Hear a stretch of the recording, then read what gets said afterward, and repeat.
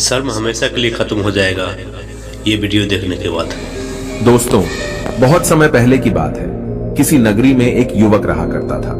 वह युवक बहुत ही शर्मीला था। वह इतना शर्मीला था कि जब भी उसके सामने कोई नया व्यक्ति आ खड़ा होता तो वह उससे बात तक नहीं करता था। यहाँ तक कि जिन्हें वह जानता था, पहचानता था, उनसे भी बात करने में उसे बहुत शर्म आया करती थी। वह उनसे भी ठीक से बात नहीं कर पाता था और अपनी इस समस्या के कारण वह खुद ही बहुत परेशान रहता था, क्योंकि वह अपने जीवन में कुछ कर ही नहीं पा रहा था। धीरे धीरे समय बीतता गया और समय बीतने के साथ साथ उस युवक की शर्म आने की आदत भी बढ़ती चली गई, जिस कारण वह अत्यधिक निराश रहने लगा, परेशान रहने लगा, चिंतित रहने लगा। उसे यह समझ नहीं आ रहा था कि वह अपनी इस समस्या से किस तरह से छुटकारा पाए। उसके घर वाले भी अब उसकी इस समस्या को लेकर बहुत चिंतित रहने लगे थे। वे सोचते थे इसका क्या होगा, या अपने जीवन में कुछ कर पाएगा भी या नहीं। जब भी वह कहीं पर काम के लिए जाता तो लोग उसके इस सीधेपन का फायदा उठाते, उसे परेशान करते। वह कुछ ज्यादा कह नहीं पाता था, जिस कारण उसे कोई कुछ भी कह देता और वहां से चला जाता। इन्हीं सब कारणों की वजह से उसका मन कहीं भी किसी भी काम में नहीं लगता। वह हर काम को कुछ ही दिनों में छोड़ दिया करता। उसके मन में बहुत कुछ चल रहा था। उसके मन में विचारों के तूफान उठ रहे थे। वह सबसे बहुत कुछ कहना चाहता था, लेकिन अपनी इस आदत के कारण वह किसी से कुछ नहीं कह पा रहा था। वह अंदर ही अंदर घुटता जा रहा था। सारे विचार, सारी बातें उसके मन में ही दबी पड़ी थी, लेकिन कभी भी वह किसी से भी अपने मन की बात नहीं बताता था। जब छोटा सा बच्चा था तब उसे लोग बहुत पसंद करते थे। उसकी इस आदत को भी लोग सराहते थे, लेकिन इसी आदत की वजह से जब वह बड़ा हो गया, युवा हो गया, तो इसी आदत के कारण उसे अपना जीवन जीने में भी अत्यधिक परेशानियां उठानी पड़ रही थी। और वह युवक भी अपनी इस गलती के कारण बहुत परेशान रहता। अपनी इस एक आदत से छुटकारा पाना चाहता था। वह चाहता था कि वह लोगों से अपने मन की बात खुलकर कह पाए। वह जो कुछ करना चाहता है, जो कुछ कहना चाहता है, वह सबसे वह खुलकर कह सके, कर सके। लेकिन जब भी कोई दूसरा उसके सामने आता तो उसकी जुबान मानो खुलती ही नहीं। यहां तक कि वह अपने माता पिता के सामने भी ठीक से बात नहीं कर पाता था। केवल उसके कुछ मित्र थे जिनसे वह अपने मन की बात कर पाता था। जब भी वह किसी बात का जवाब देता तो लोग उसकी हंसी उड़ाते, उसका मजाक बनाते। लोग कहते कि आज तो तेरे मुंह में भी जबान आ गई है। यह समस्या दिन ब दिन बढ़ती चली जा रही थी और इस समस्या के कारण अब उसके पिता भी अत्यधिक चिंतित रहने लगे थे। वह चाहते थे कि उनका बेटा भी दूसरों के सामने अपने मन की बात रख सके, लेकिन एक दिन जब अपने उस बेटे को दूसरों के सामने शर्मिंदा होता हुआ देख रहे थे, तभी उन्हें बहुत क्रोध आया और वह अपने बेटे को खरी खोटी सुनाने लगे। उन्होंने उसे इतना डांट दिया कि वह युवा लड़का अत्यधिक क्रोधित हो गया और वहां से बिना कुछ कहे वह वहां से चला गया। शाम हो चुकी थी और अब तक उनका बेटा घर नहीं लौटा था। माता और पिता दोनों बड़े ही चिंतित थे। वे अपने बेटे को वापस घर पर देखना चाहते थे, लेकिन युवा लड़का तो भागते भागते पहाड़ की चोटी पर जा पहुंचा था। वह वहां से नीचे की ओर झांक रहा था और ईश्वर से कह रहा था, हे भगवान, आपने मुझे ऐसा क्यों बनाया? लोग मेरा मजाक उड़ाते हैं, लोग मेरी हंसी उड़ाते हैं। जब मैं इस दुनिया में अपने मन की बात रख ही नहीं सकता, मैं किसी से कुछ कह ही नहीं सकता, तो फिर मैं इस जीवन को जीकर क्या करूंगा? जब भी मैं किसी से कुछ कहने की कोशिश करता हूं तो लोग मेरा मजाक बनाते हैं, मेरी हंसी उड़ाते हैं। यहां तक कि वह मुझसे कुछ भी कहकर चले जाते हैं और मैं उनका जवाब नहीं दे पाता। ऐसा जीवन जीकर मुझे क्या मिलेगा? इसलिए मैं तेरे पास आ रहा हूं। इतना कहकर जैसे ही वह युवक कूदने की तैयारी कर रहा था कि तभी पीछे से आवाज सुनाई पड़ी, बेटा, जान देना तो बहुत आसान है, लेकिन इस जान को तुम वापस नहीं पा सकोगे। जैसे ही यह आवाज उसके कानों में पड़ी, वह पीछे मुड़कर देखने लगा। उसने जैसे ही पीछे मुड़कर देखा, उसने पाया कि एक बौद्ध भिक्षु उसके पीछे खड़े हैं। उन्हें देखकर वह डर सा गया और अपने कदम पीछे खींच लिए और चुपचाप वहां पर खड़ा हो गया। अपनी आदत के कारण वह उनसे कुछ कह नहीं पा रहा था। तभी बौद्ध भिक्षु उस युवक से कहते हैं, बेटा, क्या बात है? आखिर तुम यहां पर क्या कर रहे हो और तुम अपने इस जीवन को क्यों समाप्त करना चाहते हो? यह अनमोल जीवन बहुत कम लोगों को नसीब होता है और तुम्हें यह जीवन व्यर्थ लगता है। इस पर वह युवक कहता है, नहीं नहीं, कुछ नहीं, मैं तो बस यहां पर खड़ा होकर देख रहा था। तभी बौद्ध भिक्षु उस युवक से कहते हैं, बेटा, मैं जानता हूं कि तुम यहां पर क्या करने आए थे। तुम मुझसे कुछ नहीं छुपा सकते, लेकिन मैं चाहता हूं कि तुम अपनी समस्या मुझसे खुद बताओ, तभी मैं उसका समाधान तुम्हें बता पाऊंगा। यदि तुम चाहते हो कि कोई तुम्हारी मदद करे तो उसके लिए पहले तुम्हें ही आगे बढ़ना होगा। यदि तुम चाहते हो कि मैं तुम्हारी समस्या का समाधान करूं तो तुम्हें मुझे अपनी समस्या बतानी होगी, वरना मैं कुछ नहीं कर सकूंगा। उन बौद्ध भिक्षुओं की यह बात सुनकर वह युवक कहता है, नहीं नहीं, मैं ठीक हूं, मैं सच कह रहा हूं। उस युवक की यह बात सुनकर बौद्ध भिक्षु उस युवक से कहते हैं, ठीक है बेटा, यदि तुम नहीं चाहते कि मैं तुम्हारी मदद करूं तो कोई बात नहीं, मैं तुम्हारी बात पर विश्वास कर लेता हूं। लेकिन तुम्हें भी मेरी एक बात पर विश्वास करना चाहिए कि मैं तुम्हारी मदद के लिए ही यहां पर आया हूं। तुम चाहो तो तुम अपनी समस्या मुझे बता सकते हो और मैं तुम्हारी इस समस्या का समाधान भी अवश्य करूंगा। इसका जवाब देते हुए युवक उन बौद्ध भिक्षु से कहता है, नहीं नहीं, मैं ठीक हूं, आप जाइए। इस पर वह बौद्ध भिक्षु उस युवक से कहते हैं, ठीक है बेटा, यदि तुम चाहते हो कि मैं यहां से चला जाऊं तो मैं यहां से चला जाता हूं, लेकिन मेरी एक बात याद रखना, मेरे जाने के बाद मैं तुम्हारी कोई मदद नहीं कर पाऊंगा और हो सकता है कि तुम्हारी मदद के लिए कोई और आगे भी ना आए। इतना कहकर बौद्ध भिक्षु पीछे की ओर मुड़े और अपने मार्ग में आगे बढ़ने लगे। वो युवक वहीं पर खड़ा होकर यह सब देख रहा था। जैसे ही वह कुछ दूर पहुंचे तभी उस युवक ने जोर से आवाज लगाई, हे गुरुदेव, मेरी समस्या बहुत बड़ी है, क्या आप उसका समाधान कर सकेंगे? क्या आप मुझे उसका समाधान दे सकेंगे? यह सुनकर बौद्ध भिक्षु वहीं पर खड़े हो गए। पीछे मुड़कर उन्होंने उस युवक की बात का जवाब देते हुए कहा, बेटा, इस दुनिया में कोई भी ऐसी समस्या नहीं है जिसका कोई समाधान ना हो। यदि तुम मुझे अपनी समस्या बताओगे तो मैं उसका समाधान अवश्य करूंगा। तभी वह युवक उन बौद्ध भिक्षु से अपनी समस्या बताते हुए कहता है, गुरुवर, मेरी एक बहुत बड़ी समस्या है कि मैं शर्मीला हूं, जिस कारण मैं किसी से कोई बात नहीं कर पाता। यहां तक कि मैं अपने मन की बात भी किसी को नहीं बता पाता। जब भी मैं किसी से बात करने की कोशिश करता हूं तो लोग मेरा मजाक उड़ाते हैं, मेरी हंसी उड़ाते हैं। जब भी मुझे कोई खरी खोटी सुनाता है, उल्टी सीधी बातें करता है तो मैं उनका जवाब नहीं दे पाता। मैं लोगों की तरह चालाक बनना चाहता हूं, लोगों की तरह बातों का जवाब देना चाहता हूं, अपने मन की बात करना चाहता हूं। मैं इस दुनिया के साथ कदम से कदम मिलाकर आगे बढ़ना चाहता हूं। क्या इसका कोई समाधान है? उन भिक्षु ने उस युवक की सारी बातें ध्यानपूर्वक सुनी और फिर जवाब देते हुए कहते हैं, बेटा, जरूरत से ज्यादा शर्मीला होना, इसका अर्थ यह है कि तुम्हारे अंदर कोई डर है जिसे तुम पहचान नहीं पा रहे, जिस कारण उसका समाधान करने में भी असमर्थ हो। शर्म करना अलग बात है और डरना अलग। जब हमारे भीतर डर होता है तब हम कहीं भी किसी से भी कोई भी बात नहीं कर सकते। हमें चारों तरफ केवल डर ही नजर आता है और हम हर जगह से डरते ही रहते हैं, लेकिन इसे शर्माना नहीं कहते। शर्म तो बस एक हद तक तुम्हें चुप रख सकता है। फिर वह बौद्ध भिक्षु उस युवक से कहते हैं, बेटा, तुम सबसे अधिक किससे शर्माते हो? युवक इसका जवाब देते हुए कहता है, गुरुवर, मुझे अपने पिता से बात करने में बहुत शर्म आती है, मैं उनके सामने कुछ बोल ही नहीं पाता। तभी वह बौद्ध भिक्षु उस युवक से कहते हैं, अच्छा, तो यह बताओ, जब तुम अपने पिता से बात कर रहे होते हो या फिर बात करने का प्रयास करते हो तो तुम्हारे मन में कैसे ख्याल आते हैं? युवक इसका जवाब देते हुए कहता है, गुरुवर, जब भी मैं अपने पिता से बात करने का प्रयास करता हूं तो मुझे ऐसा लगता है कि मानो मेरे पिता अभी मुझे डांट देंगे, मुझ पर क्रोध करेंगे, मुझसे या नाराज हो जाएंगे, और कहीं ना कहीं मुझे यह भी लगता है कि मैं कुछ गलत बात ही करूंगा। यहां तक कि मेरे मन में ऐसे भी ख्याल आते हैं कि शायद मेरे पिता मुझसे प्यार ही नहीं करते। परंतु गुरुवर, आप कहते हैं कि शर्म अलग है और डरना अलग बात है, तो क्या कोई ऐसा उपाय है जिससे मुझे डर ही ना हो? क्या कोई ऐसा रास्ता है जिससे मेरे अंदर का यह डर पूरी तरह से समाप्त हो जाए? कृपा करके मुझे इस समस्या का समाधान बताइए। मुझे अपने इस डर से बाहर निकलना है। मुझे लोगों की तरह अपने इस जीवन को खुलकर जीना है। उस युवक की ये सारी बातें सुनकर बौद्ध भिक्षु उस युवक से कहते हैं, जाओ और अपने पिता से कहो कि मुझे कुछ काम करना है और उसके लिए मुझे आपसे कुछ धन चाहिए। यदि तुम उनसे धन मांगने में कामयाब हो गए तो मैं तुम्हें तुम्हारी समस्या का समाधान अवश्य बताऊंगा। वह युवक काफी घबरा गया। उसने उन गुरुवर से कहा, हे गुरुवर, मुझे यह कार्य न दीजिए, मैं उनसे कुछ नहीं कह पाता। उनके सामने तो मेरी बोलती तक बंद हो जाती है, मैं उनसे धन भला कैसे मांगूंगा? यह बात सुनकर बौद्ध भिक्षु उस युवक से कहते हैं, तब तो तुम्हारी समस्या का कोई भी समाधान नहीं है और न ही तुम कभी भी अपने जीवन को खुलकर जी पाओगे।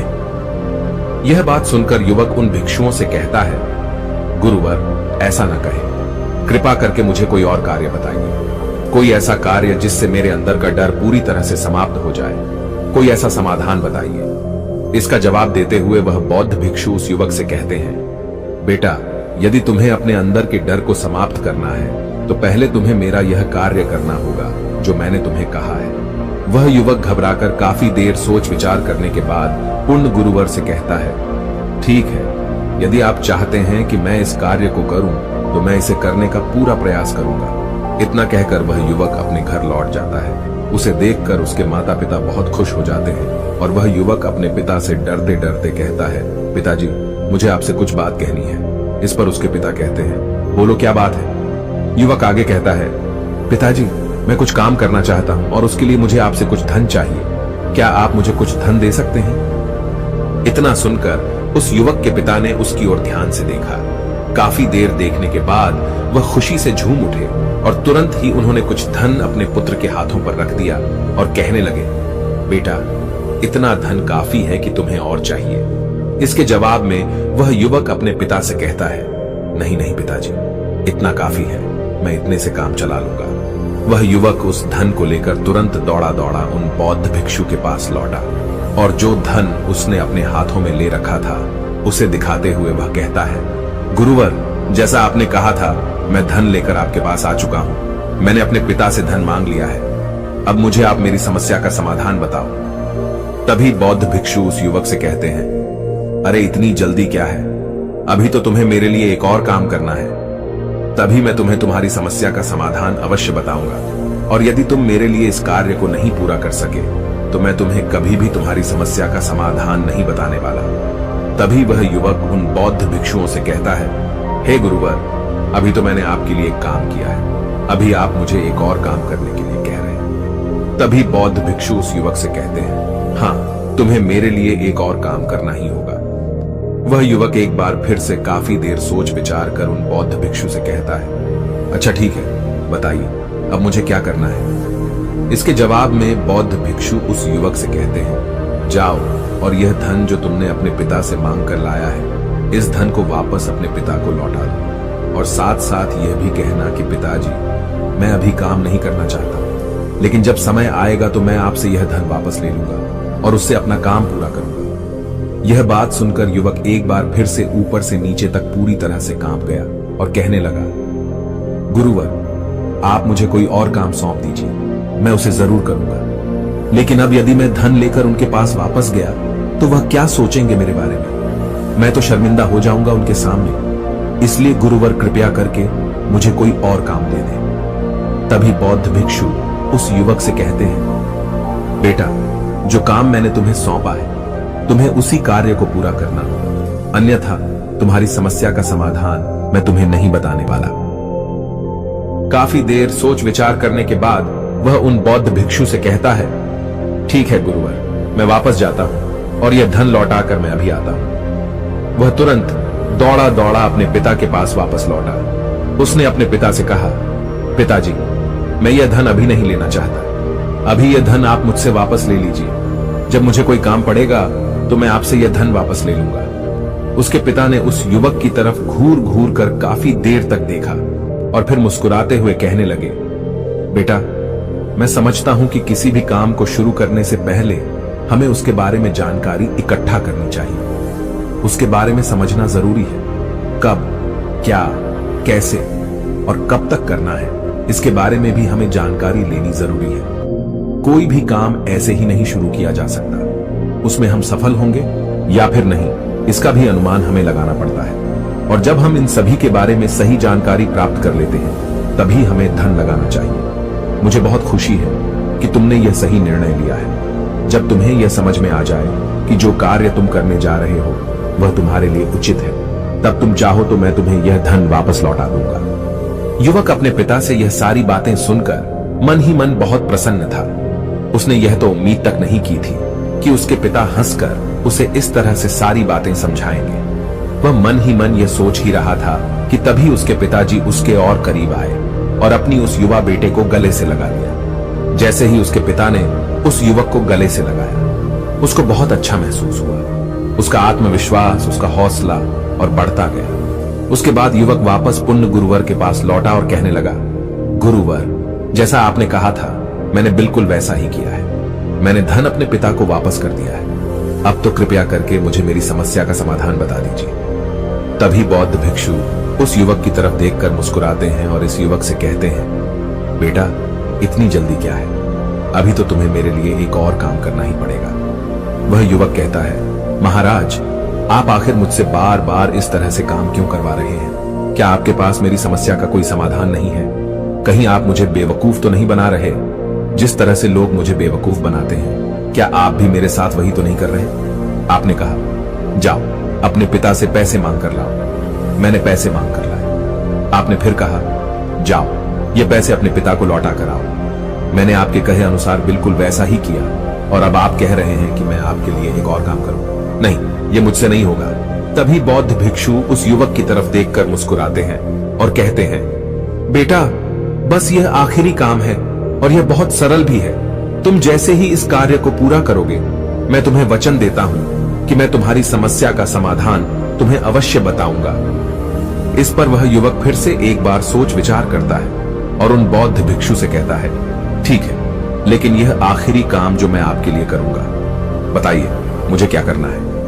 तभी बौद्ध भिक्षु एक मूर्ति निकालकर उस युवक के हाथ में थमा देते हैं। वह मूर्ति दिखने में बहुत ही साधारण सी थी, लेकिन वह बौद्ध भिक्षु उस युवक से कहते हैं, बेटा, तुम्हें इसे बाजार में ले जाना है, इसे बेचना है और इसके बदले में तुम्हें 100 सोने के सिक्के लेकर आने हैं। जब तुम यह करने में सफल हो जाओगे, तभी मैं तुम्हें तुम्हारी समस्या का समाधान तुम्हें बता पाऊंगा। वह युवक उस मूर्ति को अपने हाथ में लेकर बड़े ही गौर से देखता है और उन बौद्ध भिक्षुओं से कहता है, हे गुरुवर, ये तो बड़ी ही साधारण सी मूर्ति लग रही है, मानो मिट्टी की बनाई गई हो। इसके लिए भला 100 सोने के सिक्के मुझे कौन देगा? कहीं आपका माथा फिर तो नहीं गया है? इसके 1 या 2 सोने के सिक्के मिल जाए वही बहुत है, लेकिन इसके लिए 100 सोने के सिक्के कोई नहीं देगा।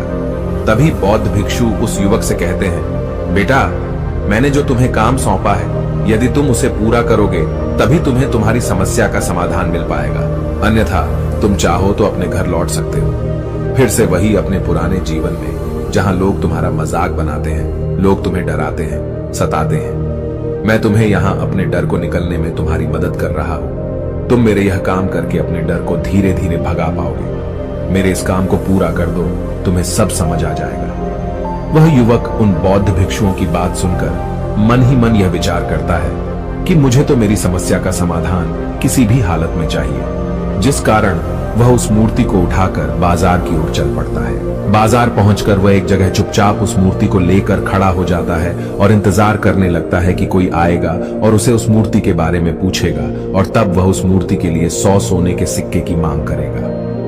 देखते ही देखते काफी समय बीत गया, लेकिन अभी तक उसके पास कोई भी व्यक्ति नहीं आया था। उसने आसपास देखा तो लोग चिल्ला चिल्ला कर अपने सामानों को बेच रहे थे, जोर जोर से आवाज लगा रहे थे। उसने भी सोचा, यदि मुझे अपनी इस मूर्ति को बेचना है तो मुझे भी जोर जोर से आवाज लगानी होगी। उस युवक ने चिल्लाना शुरू किया, लेकिन वह इतनी जोर से नहीं चिल्ला पा रहा था। उसकी आवाज उसे खुद तक सुनाई नहीं पड़ रही थी, तो भला उसकी आवाज को दूसरे कैसे सुनते, जिस कारण उसे कोई भी व्यक्ति खरीदने के लिए तैयार नहीं था। धीरे धीरे शाम का समय हो चुका था और उस व्यक्ति को यह डर था कि कहीं वह बौद्ध भिक्षु वहां से कहीं चला न जाए, अन्यथा उसे उसकी समस्या का समाधान कौन देगा।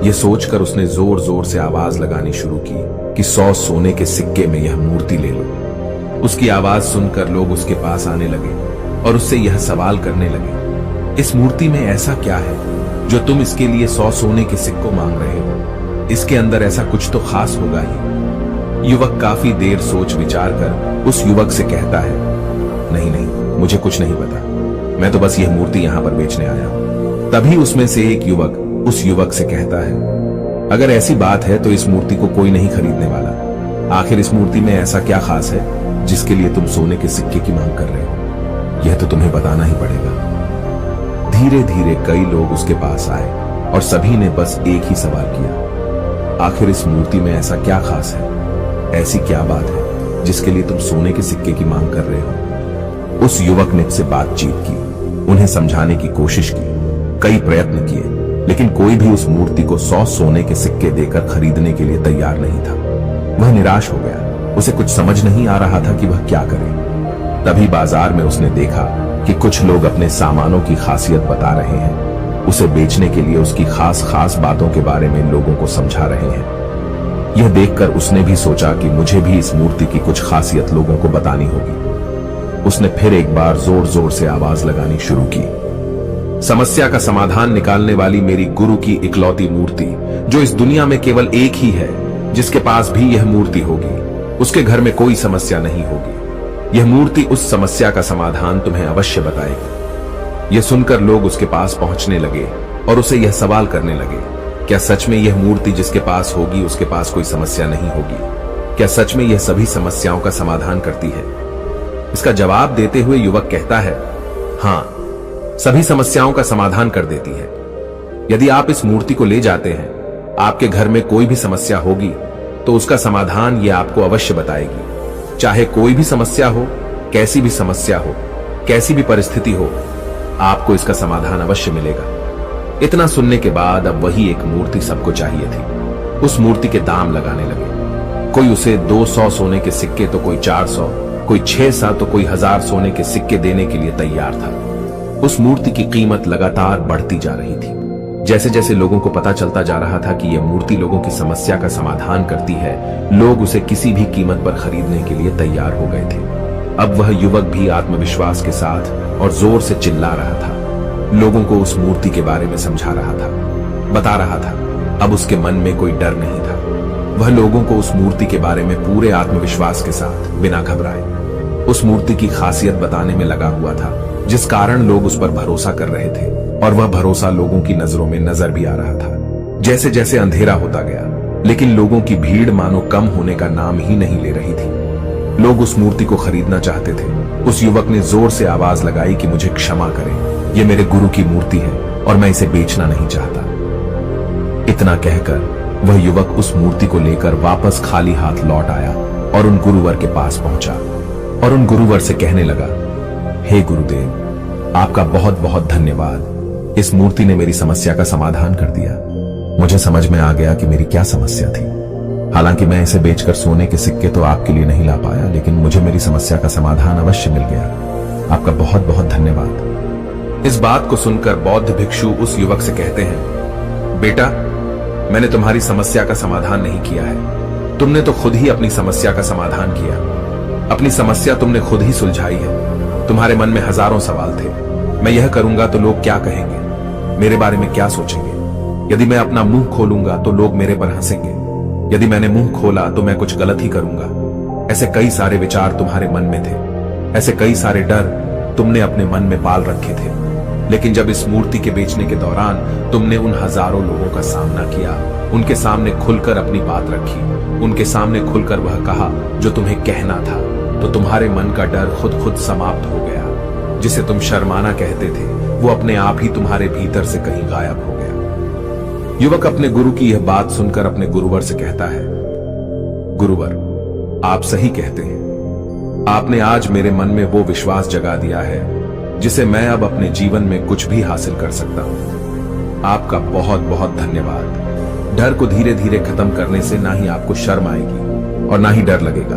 और जब आपके भीतर का डर हमेशा के लिए समाप्त हो जाएगा, तो आप अपने जीवन में जो भी कुछ करना चाहते हैं, जो भी कुछ पाना चाहते हैं, उसका रास्ता आपके लिए पूरी तरह से साफ हो जाएगा और आप अपने मार्ग पर तेजी से आगे की ओर बढ़ने में सक्षम भी हो जाएंगे। इसलिए लोग क्या कहते हैं, क्या कहेंगे, ये सब छोड़ दीजिए और खुद पर विश्वास कीजिए, क्योंकि आप ही हैं जो अपने इस डर का सामना कर सकते हैं। दोस्तों, सच्ची श्रद्धा से कमेंट में नमो बुद्धाय जरूर लिखिएगा।